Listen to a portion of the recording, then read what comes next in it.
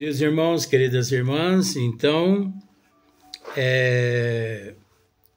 vídeo de número 461, Diálogo com as Sombras, Hermínio Corrêa Miranda.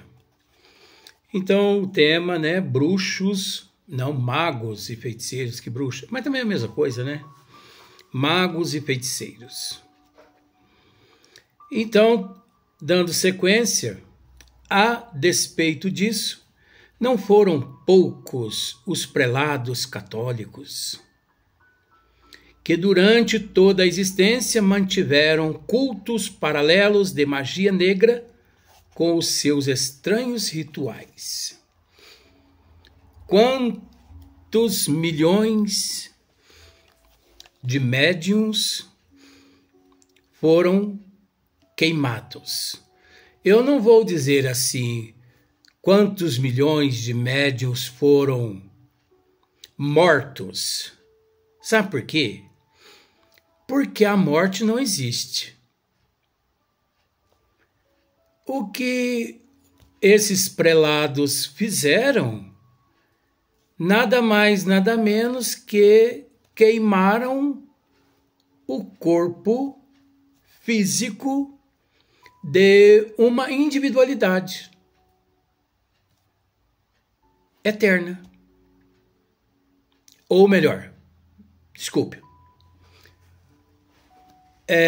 Eles queimaram o corpo físico de uma individualidade imortal. Você prestou bem atenção que eu não pude usar o termo eterno, porque é eterno só Deus. Nós somos imortais. Olha só para você como a gente tem que estar ligado em tudo aqui. O meu cérebro aqui fica igualzinho a fornalha. Então, esses prelados, eles apenas queimavam os corpos. Eles não mataram. Eles não matavam médiuns. Por quê? Por causa da imortalidade da alma. Mas por falta de bom senso, prudência, conhecimento e outra coisa também, é preciso entender que o clero, a mando do Papa, naquele período em que se queimavam os corpos dos médiuns, vou usar por esse lado, eles temiam as comunicações, porque na verdade os espíritos se manifestavam através do campo vibracional daqueles médiuns, e ali eles diziam tudo e mais um pouco. E vários fenômenos naturais eles executavam. Curas, receitas, carta para os familiares. Então, os prelados, os bispos, os sacerdotes, papa e tudo, eles temiam que esses seres pudessem demolir os dogmas do catolicismo.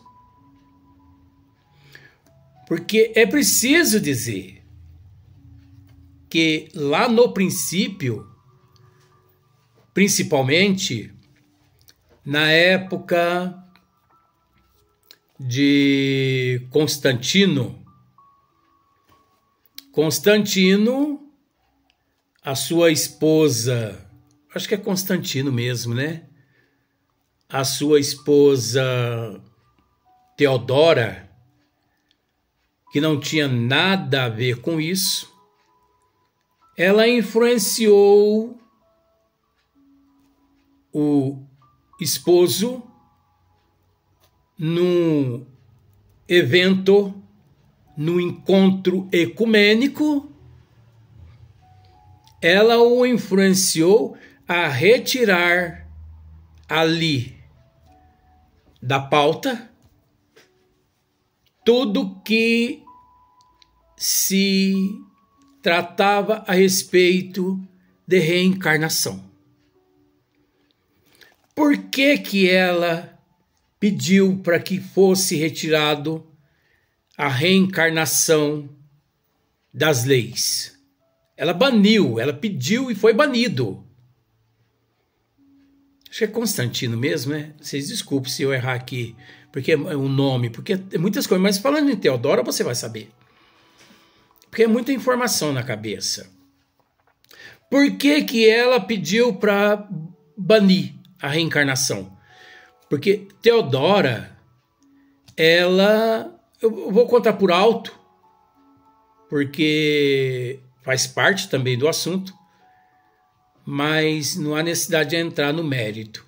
Teodora, ela foi meretriz e ela conseguiu, deu um jeitinho, sei lá, né? Aquele jeitinho, como se fosse o jeitinho brasileiro, e ela conseguiu conquistar o coração de Constantino. Só que ela tinha muitas amigas meretriz, mais de 3.000 amigas meretriz, e ela tinha vergonha daquelas amigas. Então o que ela fez? Ordenou que fossem todas mortas. Então ela tinha medo da reencarnação, justamente para não reencontrar com aquelas que ela havia mandado matar. Mas isso é do homem. Por isso que, graças a Deus, existem duas leis. A do homem, que é mutável, e a de Deus, que é imutável. A de Deus é imutável. A do homem é mutável. Então, pensando por esse lado, duas leis.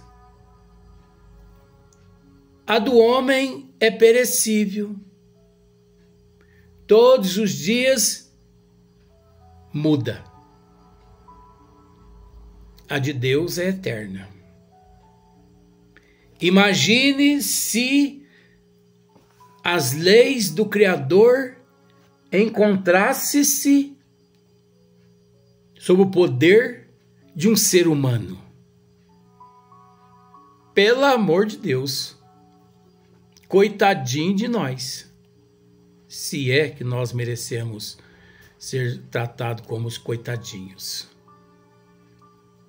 Mas a justiça divina é sábia, né? Então, naquela época, milhões de médios, os seus corpos foram carbonizados nas labaredas das fogueiras. Milhões de médios foram parar nas guilhotinas como hereges.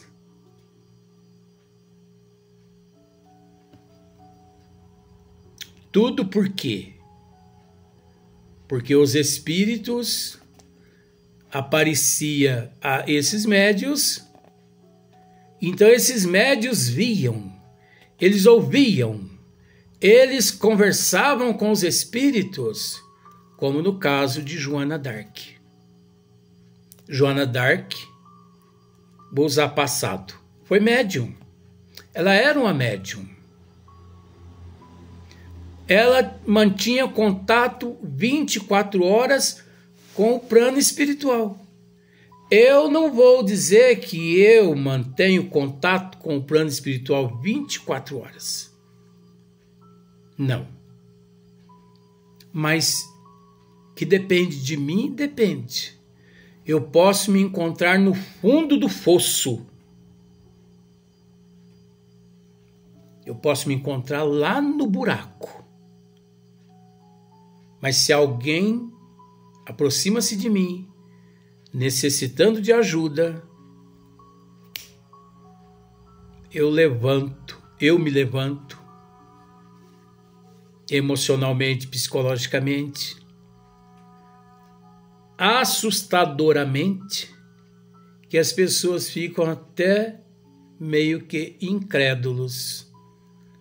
Será que ele está em condições de fazer o que ele está fazendo?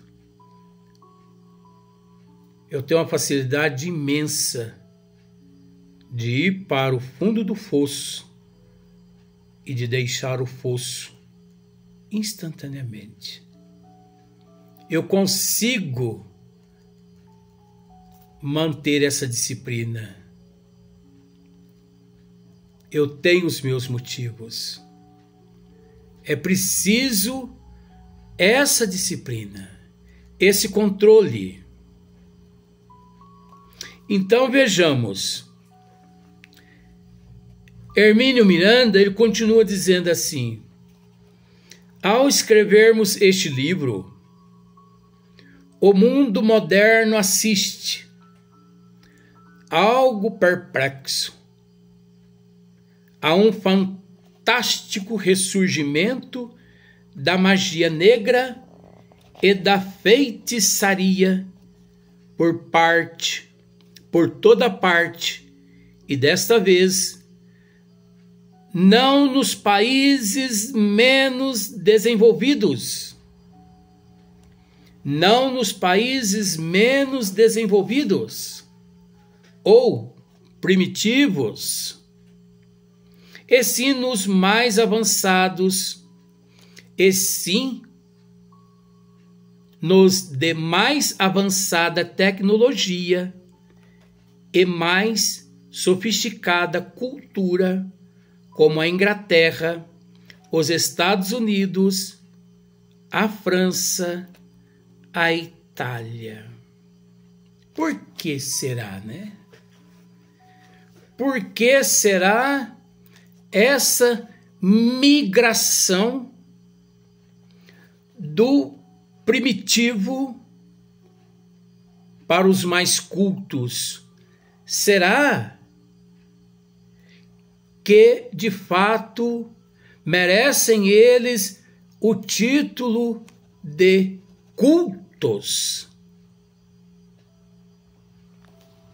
É lógico que não. E sim, o culto, ou melhor, o título de alienados. Porque só alienados que, vivendo na irracionalidade, vivendo como um irracional, pensa que é racional. Você conseguiu entender isso? Vivendo na irracionalidade. É o racional agindo na irracionalidade, se comportando como um irracional, mas que já se encontra no racional, agindo na irracionalidade, mas que já se encontra no racional. Por esse motivo, essa migração, essa busca, essa insatisfação, essa entrega exorbitante, esse frenesi, essa insatisfação, essa não aceitação,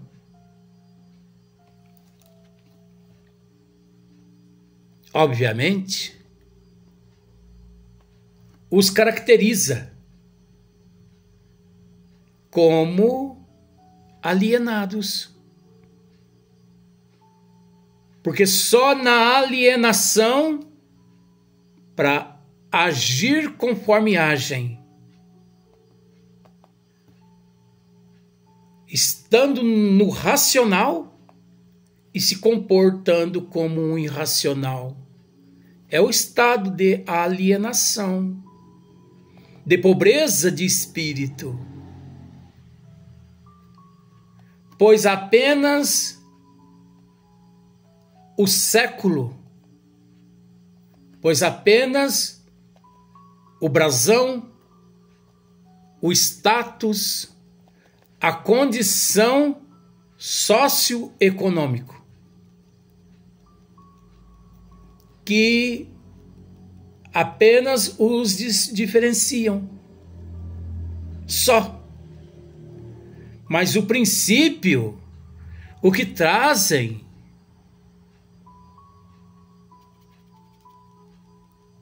os levam fazendo uma junção, a alienação. Parece difícil, não é? Então, a britânica, tanto quanto o Sr. James Frazer, atribui à magia origem nitidamente religiosa, sob a forma de cultos à base de animais sacrificados. E pensar que no ano de 2024 ainda existe. Isso aqui não é algo, não é matéria de enciclopédia, não. Da Barça, da Britânica, não é não. Isso aqui é real. Quantos milhões de animais são sacrificados por ano nesses rituais?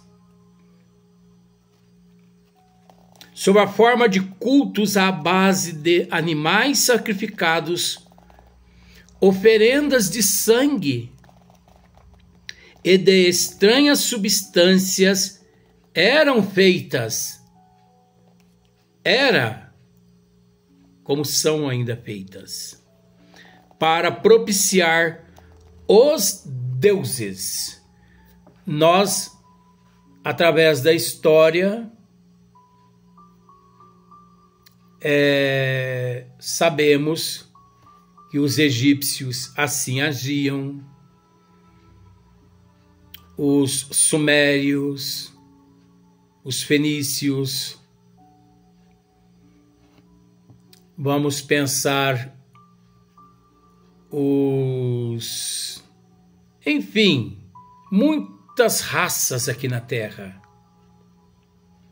Quantas oferendas de animais, de sangue, de estranhas substâncias eram feitas para propiciar os deuses. Os deuses quer dizer mais que um deus. Em troca de favores, esses seres agem até hoje escravizados pelos seres humanos,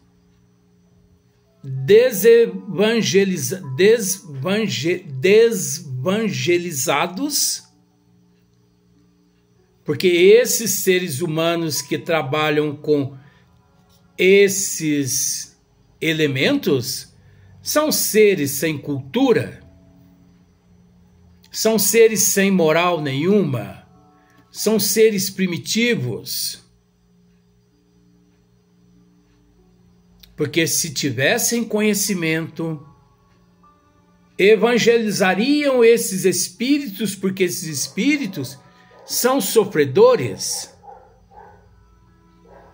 são carentes, são mantidos como escravos. Veja bem, os deuses em troca de favores, fossem benefícios de alguém ou com a intenção de destruí-lo, em benefício de alguém ou com intenção de destruí-lo.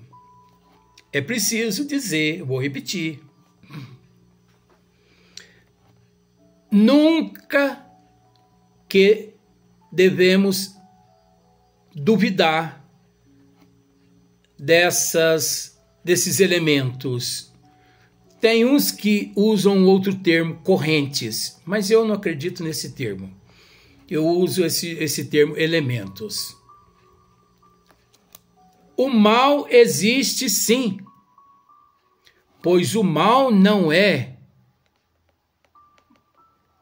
ele não foi criado por Deus. O mal, ele foi criado e é criado por todos nós, através do nosso orgulho, do nosso egoísmo, da nossa inveja, do nosso ciúme. Nós procuramos destruir aquele que achamos que é nosso inimigo. Aquele que adentrou a nossa vida e, de certa forma, parece que nos prejudicou. Será que realmente nos prejudicou? Devido à lei de causa e efeito, ação e reação, tenho lá minhas dúvidas. Então, é natural que o mal é de natureza humana. O mal não é de natureza divina. Não foi Deus e não é Deus que cria o mal. E sim, todos nós que, ignorando os desígnios do Criador, partimos para esse caminho. Então é lógico que essas energias deletérias, oriundas dos nossos sentimentos negativos, direcionada com a ajuda desses espíritos primitivos, direcionadas a determinados seres, é natural que esse magnetismo mate a outra pessoa. Isso é possível. Mas, conforme já dissemos, se a pessoa estiver desequilibrada, é natural que aquelas energias pode levá-la para o cemitério. Mas se a pessoa estiver equilibrada, nada lhe atinge. Nada lhe atinge, porque nada pode contra o bem, o amor, ainda mais sendo verdadeiro no coração de cada qual. Por isso, eu nunca fui de temer. Quantas pessoas que já prometeram, olha, eu vou dizer mais uma vez, tem gente que tem vergonha, eu vou dizer, já fiz 55 anos. Há 35 anos atrás prometeram acabar comigo em centros de Umbanda. É interessante que quanto mais eles fazem os trabalhos, para acabar comigo, mas eu me fortaleço. Não é ignorando. Mas acontece que, sabendo eu que realmente eles podem acabar com o meu corpo físico, o que eu faço? Eu oro, eu vigio, eu me policio. Eu procuro conter os meus desejos. Eu tenho tanto desejo, eu tenho tanta vontade de tantas coisas, mas que eu procuro me conter. Pelo menos, né? Não é tão grave assim, porque as coisas são complicadas. Então, um dia eu encontrei com um amigo meu que havia, alguns anos atrás, dito que ia fazer um trabalho na encruzilhada para acabar comigo. Aí eu peguei e falei para ele assim, você ainda está fazendo trabalho ainda para acabar comigo? Não, era brincadeira, mas era verdade, porque eu fiquei sabendo. Eu acho que vocês não estão fornecendo bebida de primeira.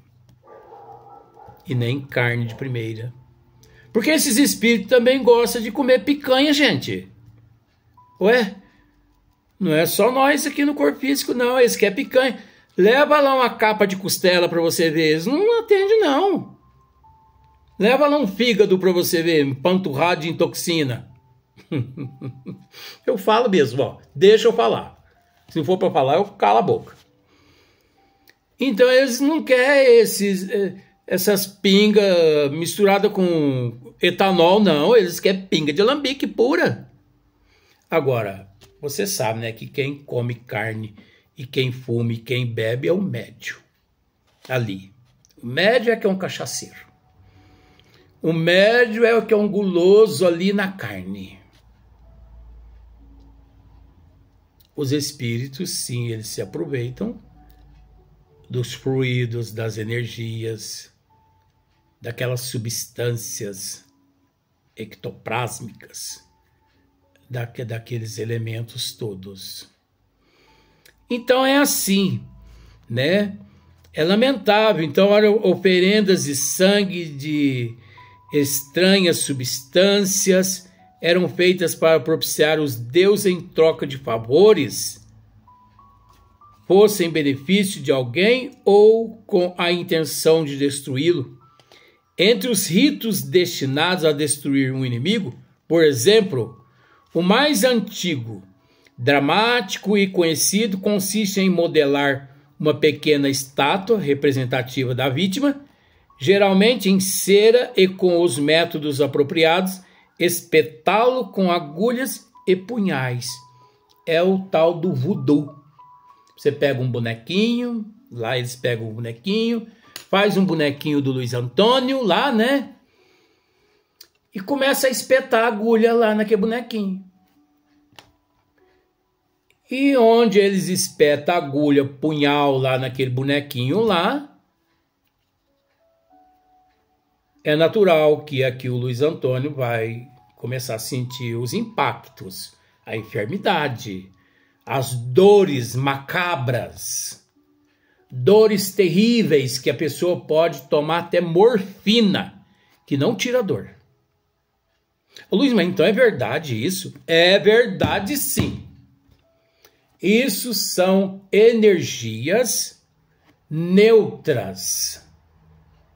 É um magnetismo neutro que, atrelado, unido com a vontade daquele que pede, mas através daquele condutor que são aqueles espíritos primitivos, mas, olha só, mais o Luiz Antônio na imoralidade. Então, só tem uma certa validade, só realmente tem um certo efeito, porque encontra o Luiz Antônio na imoralidade. Jesus, sabendo disso, já nos disse, há 2000 anos atrás, orai e vigiai. E será que nós oramos? Será que nós vigiamos? Será que nós policiamos os nossos pensamentos e os nossos sentimentos, os nossos desejos? Uma vez que pensar é estar onde o teu pensamento chegou.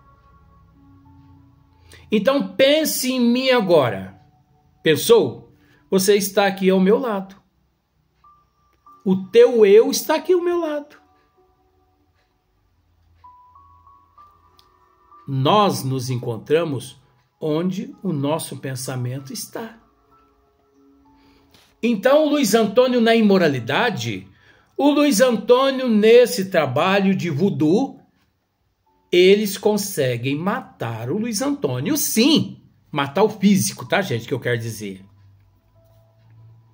A dor é horrível. A pessoa pode tomar morfina, que não desaparece a dor. Porque há ali um elo espiritual negativo, onde semelhante atrai semelhante. Mas se, fazem ali um boneco, amando daquela pessoa, todo o ritual deles ali de horas e horas, e aqueles espíritos primitivos chegam até a mim, se me encontram agindo no bem, praticando bem, desejando bem, 24 horas, isso nada tem validade. É igual um alimento do mercado que perdeu a validade, perde a validade toda. Agora, não pense que essa energia, ela, ao aproximar-se de mim, ela se desintegra e desaparece. Não. Essa energia oriunda de seres primitivos, essa energia ronda o meu campo psíquico. Próxima a mim essa energia fica. Hora que eu me desequilibro mentalmente, moralmente, psicologicamente, emocionalmente, essa energia, infiltra no meu campo perispiritual, no meu organismo físico, e eles me detonam. Vou repetir, por isso que Jesus nos disse, orai e vigiai. O processo é muito sutil, gente. Não podemos brincar com, entre aspas, o poder das trevas. Porque eles não brincam. Eles desintegram corpos físicos, sim. Tem alguns, vou usar um termo aí, tem alguns babacas por aí que diz que não. Porque eles não têm conhecimento dessa matéria. Eles têm conhecimento só na teoria, eles não têm conhecimento na prática. Mas você tem conhecimento na prática, Luiz? Estudo no plano espiritual aquilo que em outras existências também já fiz parte desses grupos que praticam e que praticavam esses rituais em outras existências. Aqui é... Se você pôr o dedo na minha boca aqui, eu mordo na tua boca aqui igualzinho uma cobra peçonhenta. Isso aqui não tem nada de anjo, não tem nada de coelhinho da Páscoa não, meu bem. Aqui tá aqui, por isso que eu costumo dizer que os espíritos obsessores que eu tenho, eu os considero como meus amigos. E não como meus inimigos, porque é graças a eles que eu oro, que eu vigio, que eu policio. Até o próximo vídeo, onde nós vamos dar sequência no mesmo assunto.